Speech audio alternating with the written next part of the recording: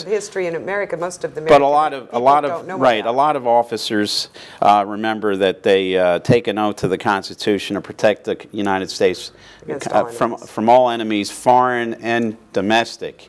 And here we may have a situation where we have domestic enemies of our Constitution. And Richard, what do you think the reaction if we do a military attack against Iran will be by the people?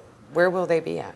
I think it depends on how vigorously this State Department and this President have pursued the other options that we've discussed more today. Vigorously than they did with Iraq? Diplomacy, juridical action, sanctions, but I think diplomacy is lacking. But I think if the groundwork, that doesn't include talking with them. Well, it does. I believe it does. And but both the Clinton administration and this administration, I believe, have missed options to talk and to discuss, to have diplomatic negotiations with Iran. I think that needs to be done on a more vigorous basis. I don't know whether we can accept this kind of wild conspiracy theory that there were nukes on the way to Iran or something like this. Well, I don't know if it was a wild conspiracy theory. I don't know if that's true or not. Nor can I accept my other colleagues, my other panelists' discussion of revolution and social unrest in the streets. It depends on whether the president... There have been instances of social unrest in the United States. Do you know about what happened in the 1960s? That's what brought the war in Vietnam to an end. That's the only thing that will really probably stop this government from carrying out a war against Iran. The fact of the matter is one country in the world has used nuclear weapons. It's the United States. One country has 10,000 nuclear weapons. It's the United States. Right now, the United States and its ally, Israel, have nuclear weapons and are planning attack points, both using conventional and nuclear arms. Well, actually, Israel just attacked Syria. And Israel just carried out a preemptive, unilateral act of aggression against Syria. So here we have an Alice in Wonderland kind of situation where reality is turned upside down. Reality is turned upside down by the advocates of this kind of aggression, where the victim of aggression is made to be the criminal, and those who are perpetrating the aggression are always doing it in the name of self-defense. And I think in terms of the feelings of the American people, a lot has changed. There needs to be a leadership in the American people to say, we are going to go into the streets or anywhere it takes in order to stop the government from acting in our name for a new war. But I do believe that the American people are there. They are sick and tired of being lied to. They're sick and tired of having their children go and kill people they don't know or be killed for a war that's based on lies and aggression. And they're going to stop it if the United States tries to go ahead and carry out a new war against a country of 70 million people that's at peace with the United States,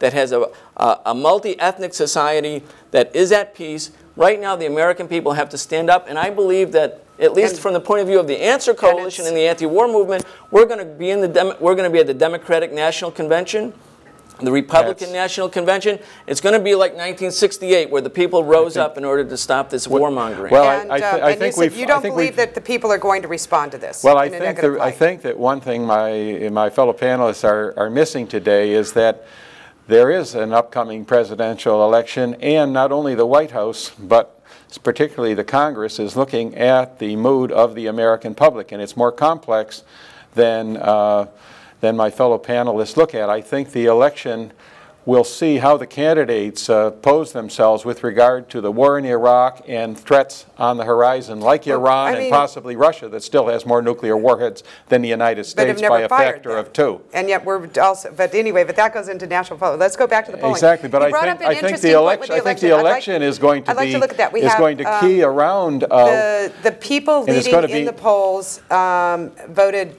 such as Clinton.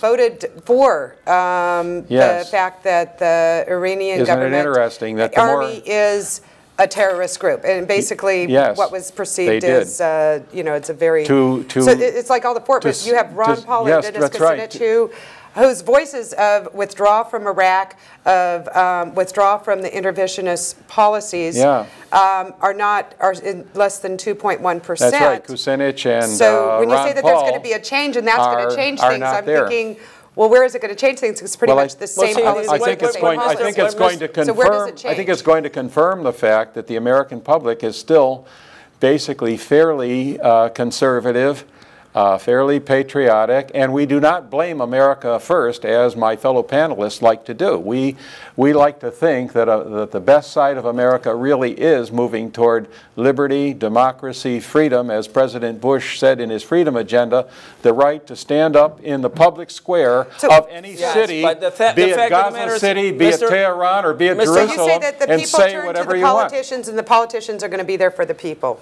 Wayne, where do the people turn to? Well, I would say that the Republican and Democratic... I'm thinking 11% approval rating for the Congress, 24% They may turn to a third-party candidate. We don't even know who it is yet. But will it be the politicians? Yeah. Do you think that they're going to be the answer to this? No, not necessarily, because one thing we see with the Democrats as well as the Republicans, most of them are controlled by corporate interests. This is what President Eisenhower warned us against with the military-industrial complex.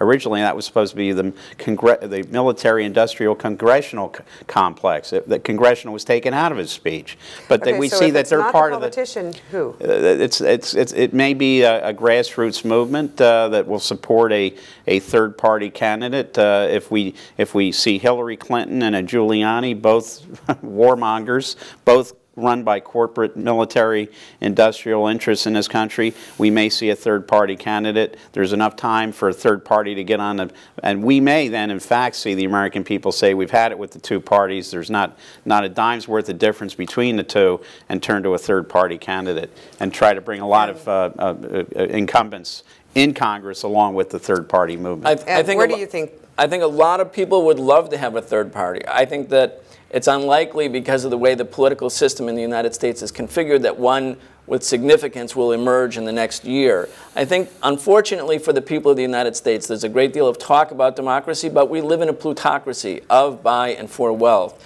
And the corporations dominate both political parties. So the fact that Dennis Kucinich has 1 or 2% of support in the polls does not mean 2.1%. 2.1% does not mean that the American people don't share his main platform, which is the immediate unconditional withdrawal from Iraq. The problem is that the American people, like politicians who have that position, are fundamentally locked out of the mainstream politics in America. So then where do the people go? The people have one option, as they had during Vietnam, as they had during the 1930s, as they had in the 1950s when they wanted civil rights. Whenever people wanted to achieve anything and did achieve anything, it was in the streets. It was not at the ballot box. It was not in the politicians, because the way the American political system is configured, that route does not really exist as a viable option.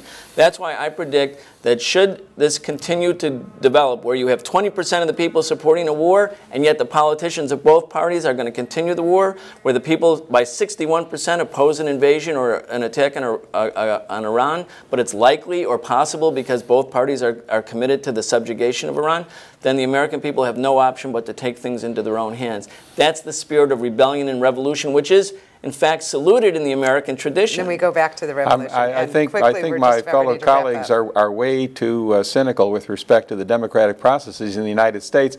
In fact, a lobbying effort, be it on Capitol Hill or to the White House, if this anti-war movement was really so potent, their lobbying efforts would be far more powerful than the corporate and the military-industrial complex that they are saying controls everything. In fact, University of Maryland and other polls have shown that when the public really is strongly opposed to something or strongly in favor of something, the senators and the representatives will tell corporate and military interests, no, we cannot side with you. We have to side with our voters because this is what we're here for and this is how we get reelected.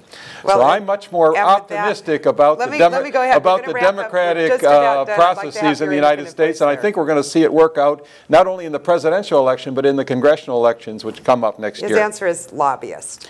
My answer is I think people are tired of the two-party system. I think we saw it almost happen with Ross Perot. We could see it again. Very good. Thank you very much, and thank you for joining me here on American Dream, and we will be seeing you very soon.